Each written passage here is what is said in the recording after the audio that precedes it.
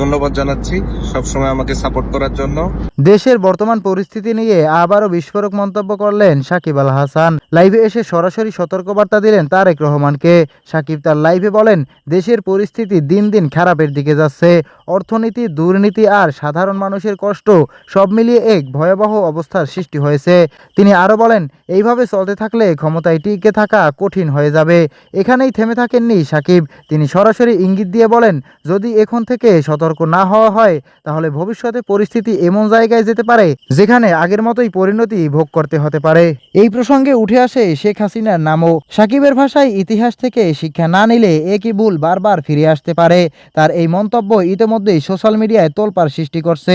কেউ সমর্থন দিচ্ছেন, আবার কেউ করছেন তীব্র সমালোচনা। এখন প্রশ্ন হচ্ছে, সাকিবের এই সতর্কবার্তা কি গুরুত্ব পাবে, নাকি সবকিছু আগের মতোই চলতে থাকবে? প্রিয় দর্শক, আপনি কি সাকিবের কথার সাথে একমত? তাহলে অবশ্যই কমেন্ট করে জানিয়ে দিন। আর ভিডিওটি ভালো লাগলে অবশ্যই লাইক, শেয়ার এবং সাবস্ক্রাইব করতে ভুলবেন না।